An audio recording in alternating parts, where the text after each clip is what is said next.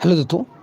आज की क्लास में आप पढ़ेंगे ट्वेल्थ होम साइंस अर्थात गृह विज्ञान का अध्याय 2, जो कि चैप्टर का नाम है यहाँ पे शिशुपाल के निवारणात्मक रोगों से बचाव। अर्थात चैप्टर का नाम क्या है? शिशुकाल के निवारणात्मक रोगों से बचाव, जो कि चैप्टर 2 है। और ये गृह विज्ञान का जो कि हम जिसका ऑब्जेक्टिव क्वेश्चंस विद आंसर करेंगे। और यदि आप पीडीएफ इसका लेना चाहते हैं तो आपको टेलीग्राम जो है उस पर जुड़कर आप इसका पीडीएफ ले सकते हैं। तो हम इसी का आज हम ऑब्जेक्टिव क्वेश्चंस करने वाले हैं, जो कि आपके एग्जाम के लिए बहुत ही ज़्यादा इंपॉर्टेंट रहने वाले हैं। अध्याय 2 का जितने भी ऑब्जेक्टिव क्वेश्चंस है इस चैप्टर में सभी को डाला गया है, ठीक ना। तो इससे बहुत सारे क्वेश्चंस आते रहते हैं एग्जाम में, तो आपको पूरा का पूरा इस वीडियो को अच्छे तरीके से देखना है और अच्छे तरीके से समझना है, ठीक। उससे पहले बता दूं, आप चैनल पर न्यू है तो चैनल को सब्सक्राइब कर लीजिए, और वीडियो अच्छा लगेगा तो वीडियो को लाइक कीजिएगा, सभी जगह शेयर कीजिएगा। चलिए शुरू करते हैं। तो यहाँ पे हम क्वेश्चन इसमें बोला है, जो कि यहाँ पे रोग फैलाने वाले जीवाणु से मुक्त करने हेतु निम्न में से कौन सा घोल का प्रयोग करना चाहिए। अर्थात बोल रहा है रोग फैलाने वाले जीवाणुओं से मुक्त करने हेतु, मतलब जो जीवाणु है, अब 9th-10th से पढ़ते आ रहे हैं जीवाणु के बारे में, तो रोग फैलाने वाले जीवाणुओं से मुक्त करने हेतु निम्नलिखित में से कौन सा घोल का प्रयोग करना चाहिए। तो नमक का घोल का प्रयोग ऑप्शन ए, ऑप्शन बी दिया पोटेशियम पर मैग्नेट का घोल, ऑप्शन सी दिया गंधक का घोल, ऑप्शन डी दिया हुआ है चीनी का घोल। तो क्या होगा बताइए? तो ए का क्या होगा? ऑप्शन डी चीनी का घोल, ठीक ना। रोग जीवाणु फैलाने वाले जो है उसको ख़त्म करने के लिए कौन सा घोल का प्रयोग करना चाहिए? तो चीनी का घोल का ऑप्शन डी हो जाएगा, ठीक ना। तो पहला का ऑप्शन डी होगा। दूसरा नंबर क्वेश्चन चलते हैं। दूसरा नंबर क्वेश्चन बोल रहा है डीपीटी का पहला टीका कब लगाया जाता है। डीपीटी का पहला टीका कब लगाया जाता है? ऑप्शन ए 2 मास पर, ऑप्शन बी 3 मास पर, ऑप्शन सी 4 मास पे, ऑप्शन डी 1 मास पे। तो यहाँ पे 2 का हो जाएगा ऑप्शन सी 4 महीने पर। अर्थात जो डीपीटी का जो पहला टीका बच्चे को लगाया जाता है वह 4 महीने पर लगाया जाता है। ऑप्शन सी हो जाएगा दूसरा का। 3 नंबर क्वेश्चन बोल रहा है जो MMR टीके से किन किन रोगों का बचाव होता है। जो MMR टीके से किन किन होता है?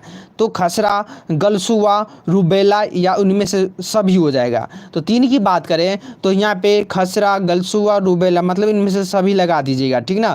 तो MMR टीके से किन किन रोगों का बचाव होता है? तो ये जो ऑप्शन तीनों है तीनों का बचाव होता है, ठीक।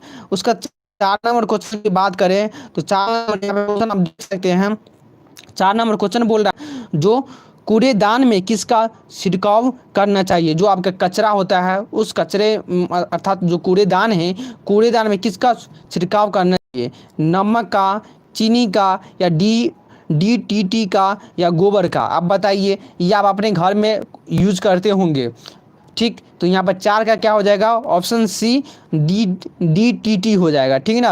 आप जो वाइट पाउडर के तरह रहते हैं, जिसको आप अपने घर आसपास में जो मच्छर मारने वाला जो दवा आपके घर में या कचरे में, जो जैसे सरकार के द्वारा 1 ईयर में एक बार आने मतलब मारने के लिए आते हैं, छिड़कने के लिए आते हैं, तो कौन सा पाउडर रहता है? DDT। इसी का प्रयोग आप लोगों के घर में करता है, ठीक ना। आप कभी देखे होंगे, नहीं देखे हैं तो आप हार्डवेयर के दुकान पे या जहाँ केमिकल का दुकान में मिलता है वहाँ जाकर DDT का प्रयोग कर सकते हैं। जहाँ ज़्यादा कचरा है या ज़्यादा मक्खी लगता है, ज़्यादा मच्छर ज़्यादा हैं, तो इसका आप यूज़ कर सकते हैं, ठीक ना।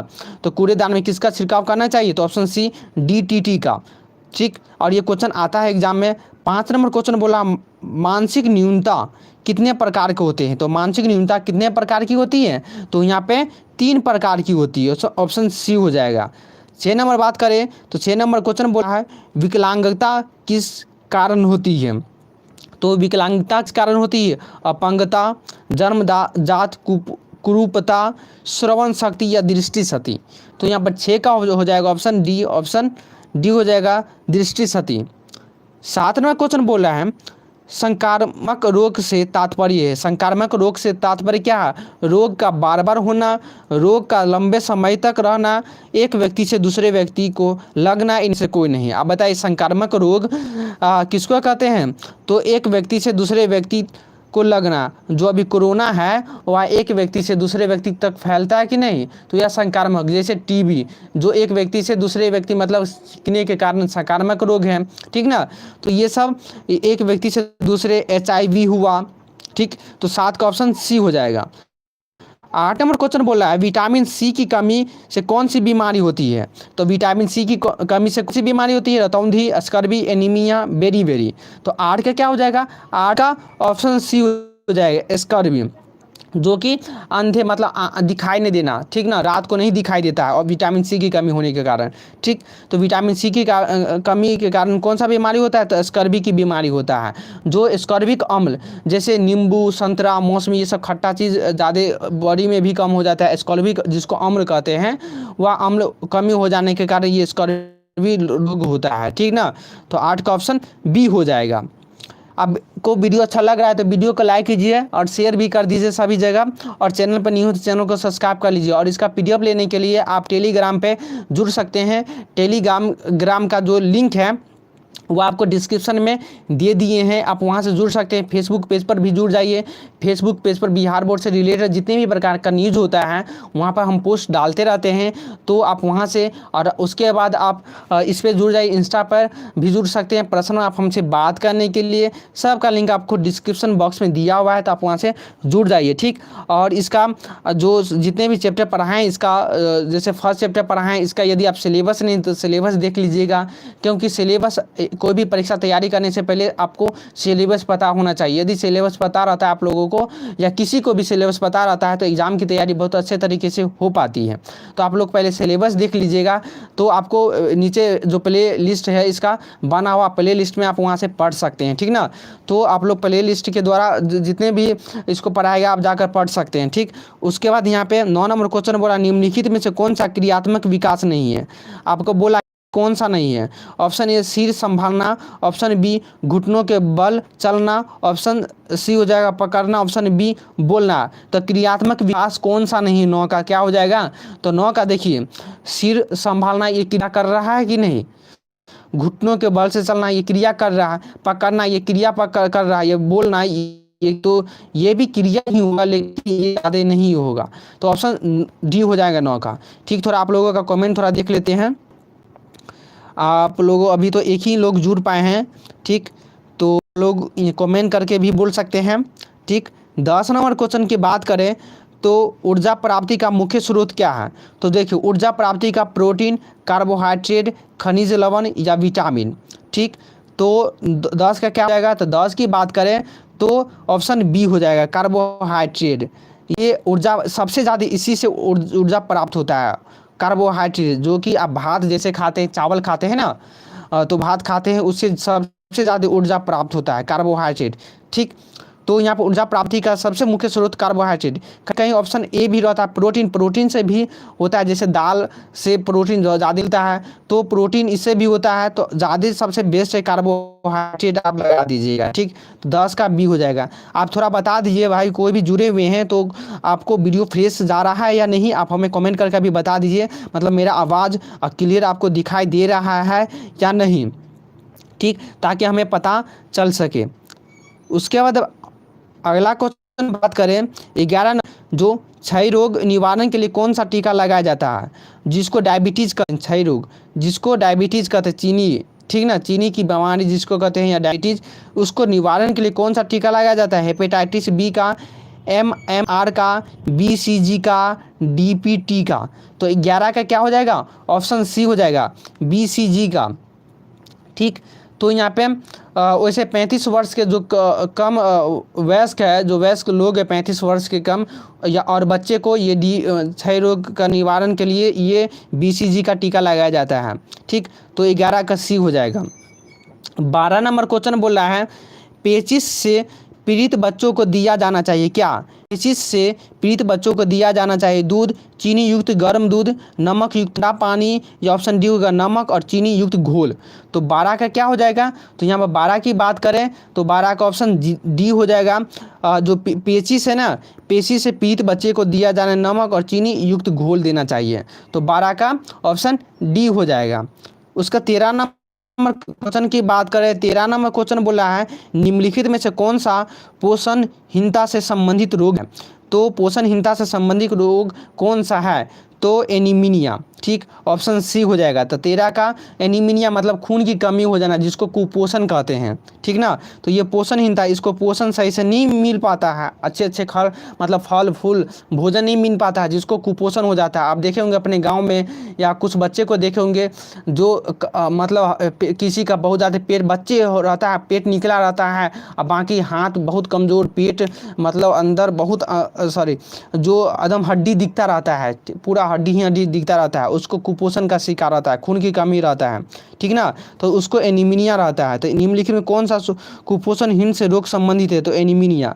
13 का ऑप्शन सी। आपको समझ में अच्छा आ रहा है तो वीडियो को जरूर लाइक कीजिएगा और शेयर भी कर दीजिएगा। 14 नंबर क्वेश्चन बोल रहा है विकासात्मक मनोविज्ञान लाभदायक है किसके लिए, तो बच्चों के लिए, अभिभावकों के लिए, मतलब पेरेंट्स के लिए, शिक्षकों के लिए, इनमें से सभी हो जाएगा। तो विकासात्मक मनोविज्ञान किसके लिए लाभदायक है, तो 14 की बात करें तो ये बच्चों के लिए, विकास डेवलपमेंट। तो विकासात्मक मनोविज्ञान लाभदायक किसके लिए है, तो ऑप्शन ए हो जाएगा, बच्चों के लिए। 15 नंबर क्वेश्चन बोल रहा है टांगों और पैरों में सूजन किसके कारण होती है, तो टांग और पैर में जो सूजन हो जाता है किसके कारण, आम के बीज आजी मोन के बीज, जामुन के बीज, या उपरयुक्त सभी हो जाएगा। तो 15 की बात करें तो 15 का ऑप्शन बी हो जाएगा, आरजी मोन के बीज के कारण। ठीक ना, आरजी मोन के बीज के कारण जो टांग और पैर में सूजन हो जाता है। ठीक, जो कि पीले जैसे आप पीले फूल की देखे होंगे जो ये होता है। ठीक ना, तो ये आरजी मोन कैसा होता है, तो पीले फूल की तरह होता है, जिसको छोटा गोलकर्मी भी कहते हैं। ठीक ना, आप नाम सुने होंगे। 16 संतुलित आहार न ग्रहण करने से क्या प्रभाव पड़ता है, तो संतुलित आहार न ग्रहण करने से क्या प्रभाव पड़ता है, तो 16 की क्या बात होगा, तो 16 का हो जाएगा ऑप्शन डी हो जाएगा। ठीक, भार में कमी, शारीरिक शक्ति की चिंता, कमजोरी, मतलब सभी ना हो जाएगा। संतुलित भोजन, अच्छे अच्छे खाना नहीं लीजिएगा तो वजन में कमी हो जाएगा, शारीरिक शक्ति मतलब जो एनर्जी बॉडी का चला जाएगा, कमजोरी हो जाइए, वीकनेस हो जाइएगा, तो इनमें से सभी हो जाएगा। कितने प्रकार की होती है, रोग निरोधी क्षमता कितने प्रकार की होती है, तो 2 होती है। 17 का बी। 18 नंबर क्वेश्चन बोल रहा है बच्चों को किस रोग से बचाने के लिए विटामिन ए की खुराक मतलब दी जाती है, बच्चों को किस रोग से बचाने के लिए विटामिन ए की खुराक दी जाती है, तो 18 का हो जाएगा ऑप्शन ए, रतौंधी।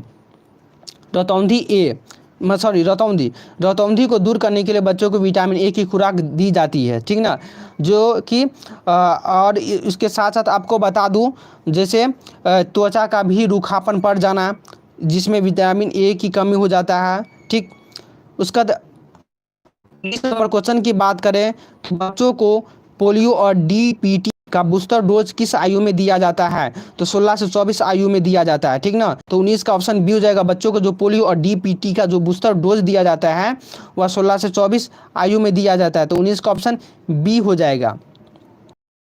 20 नंबर क्वेश्चन बोल रहा है भोजन गलगंड और घेंगा रोग होने की संभावना रहती है, भोजन में किसकी होने के कारण माँ और बच्चे दोनों को गलकंड अर्थात घेंगा रोग की संभावना होती है। तो बात करें 20 की, तो 20 का क्या होगा, ऑप्शन सी हो जाए, आयोडीन की कमी के कारण, जो नमक की कमी के कारण जो आप देखेंगे गला फूल जाता है, जो कि नमक की कमी, आयोडीन की कमी होने के कारण बच्चे मतलब बच्चे का और जो बच्चे की माँ की गला फूल जाता है। ठीक ना, तो नमक की कमी के कारण। ठीक, तो यहाँ पे बी का क्या हो जाएगा, ऑप्शन सी हो जाएगा। ठीक ना, गला फूल जाना अर्थात जो थायराइड ग्रंथि है ना उसमें सूजन आ जाता है, जो थायराइड ग्रंथि है सूजन आ जाता है उसमें। ठीक, तो 20 का ऑप्शन सी हो जाएगा। 21 टीका लगाया जाता है कुकर खांसी, जो बच्चे के लगभग 2 साल से बच्चे को कुकर खांसी होता है, जो मतलब एकदम भौंकता है। ठीक ना, भौंक एक तरह से कुत्ता की तरह भौंकना की आवाज़ की तरह खांसी करता है, तो उसी को कुकर खांसी कहा जाता है। तो कुकर खांसी से बचाव के लिए कौन सा टीका लगाया जाता है, तो 21 का क्या हो जाएगा, जो DTP क्या हो जाएगा, यहाँ पर DPC दिया हुआ है तो DTPC हो जाएगा, क्या हो जाएगा, DPC। ठीक, तो यहाँ पे बी हो जाएगा। उसके बाद बात करें जो 22 नंबर क्वेश्चन बोला है क्षय रोग फैलने का माध्यम है, तो क्षय रोग जो फैलने का माध्यम क्या है, तो 22 का क्या हो जाएगा, ऑप्शन ए हो जाएगा सभी। तो 22 का क्या हो जाएगा, तो 22 का जो दूषित क्षय रोग का माध्यम क्या है, तो दूषित वायु, ठीक ना। तो दूषित वायु के कारण, तो बायस ये हो जाएगा बायोलॉजी, सॉरी, जो ये होम साइंस है, बहुत ही सिंपल क्वेश्चन आता है एग्जाम में, बहुत ही सिंपल आता है। ये क्वेश्चन नहीं बना पाइएगा क्या, तो क्या क्वेश्चन मतलब कौन सा क्वेश्चन बना पाइएगा, ठीक। बहुत ही सिंपल क्वेश्चन सर आता है। 23 नंबर क्वेश्चन बोला कि इसके द्वारा शरीर की सूक्ष्म इकाई अर्थात जो उसकी रचना होती है, तो यहाँ पर 23 क्या हो जाएगा, प्रोटीन के द्वारा, ऑप्शन बी हो जाएगा। 50% प्रोटीन के द्वारा हमारे जो सेल है बॉडी में उसकी रचना होती है, उसी, ठीक ना। तो यहाँ पे प्रोटीन जो 50% करता है जो हमारे कोशिका की रचना होने में। उसके बाद बात करें तो 24 नंबर क्वेश्चन बोल रहा है, जो निम्नलिखित में से कौन सा विशिष्ट बालकों का प्रकार नहीं है। विशिष्ट बालक का प्रकार, आर्थिक असमता, मतलब रुपया पैसा की कमी हो जाने का क्या विशिष्ट बालक का प्रकार है, या शारीरिक असमता, शारीरिक रूप से कमजोर, मानसिक असमता मतलब मानसिक रूप से कमजोर, या सामाजिक असमता। तो विशिष्ट बालकों का प्रकार कौन नहीं है, तो ये आर्थिक क्षमता, ये रुपया पैसा के कमी हो जाना क्या विशिष्ट बालक इसी में मतलब काउंट होगा नहीं ना। तो 24 का क्या हो जाएगा, ए, ठीक। आप क्वेश्चन समझ सकते हैं। 25 नंबर क्वेश्चन बोल रहा है क्या, 25 नंबर क्वेश्चन बोल रहा है, कौन सा रोग वायु द्वारा नहीं फैलता है, कौन सा रोग वायु द्वारा नहीं फैलता, खसरा, हैजा, सर्दी, क्षय रोग। तो 25 का क्या हो जाएगा, तो 25 का ऑप्शन बी हो जाएगा, हैजा। ये वायु के द्वारा नहीं फैलता। खसरा फैलता है, सर्दी वाला जो रोग होता है तो वायु के द्वारा फैलता है, जिसमें जो सिंक होता है वह वायु के द्वारा फैलता है ना। क्षय रोग ये वायु के द्वारा फैलता है, आपको ये क्वेश्चन पहले ही बता दिए हैं। तो 25 का क्या हो जाएगा, तो 25 का जैसे और बता, जो वायु के द्वारा कौन नहीं फैलता, जो हैजा है ना, ये हैजा किसके कारण होता है ये भी समझ लीजिए, खराब भोजन, खराब पानी के कारण, या एक व्यक्ति से दूसरे व्यक्ति के द्वारा फैलता है यह हैजा, ठीक। तो 25 का ऑप्शन बी हो जाएगा। 26 नंबर बात करें तो क्या बोला, संवेदात्मक विकास कितने प्रकार के होते हैं, संवेदात्मक विकास कितने प्रकार के होते हैं, तो ये 2 प्रकार के होते हैं, ऑप्शन बी हो जाएगा। 27 नंबर क्वेश्चन बोला, किस महीने में बच्चा बिना सहारे खड़ा हो जाता है, तो किस महीने में बच्चा बिना सहारे खड़ा हो जाता है, चलने लगता है, चलने उतना मतलब इतना स्पीड नहीं चलने लगता है, बट खड़ा होता है, गिर जाता है, तो किस महीने में। तो 27 का क्या हो जाएगा बताइए, तो 27 का हो जाएगा ऑप्शन सी, 9 से 12 महीना में, ठीक। तो किस महीने में बच्चा बिना सहारे खड़ा हो जाता है, तो 9 से 12 महीना में। 28 नंबर क्वेश्चन बोल रहा है, खसरे का टीका कब लगाया जाता है, तो खसरे का टीका कब लगाया जाता है, तो 9 से 12 महीना में, ठीक। तो यहाँ पे 28 का ऑप्शन बी हो जाएगा। उसके बाद और बता दूं तो आप इसका पीडीएफ लेना चाहते हैं तो पीडीएफ लेने के लिए इस टेलीग्राम पे ज्वाइन होइए, लिंक डिस्क्रिप्शन में। फेसबुक पर बिहार बोर्ड से रिलेटेड न्यूज़ आता है, इंस्टा पर हमसे प्रश्न बात करते हैं, तो इस तीनों पर कम से कम जुड़ जाइए, और ट्विटर पर भी हमसे जुड़कर मतलब बात बताइए क्या आप लोगों का आज की क्लास में, इस क्लास में मज़ा आया या नहीं, बताइए। यहाँ पे सूरज कुमार बताए हैं ऑप्शन सी, तो ऑप्शन सी किसका बताया है, 10 महीना बताए हैं भाई। तो ये यहाँ पे 28 का खसरे का टीका कब लगाया जाता है, तो बता दूं तो 9 महीना में लगाया जाता है। 10 महीना भी मैक्सिमम मान सकते हैं, लेकिन इसका करेक्ट बात है तो 9 महीना हो जाएगा, ठीक। तो मज़ा आया क्लास में तो बता दीजिए। तो मिलेंगे अगले और सब्जेक्ट के साथ, ठीक। तो आज के लिए इतना ही, धन्यवाद। सभी जगह शेयर कर दीजिएगा भाई लोग।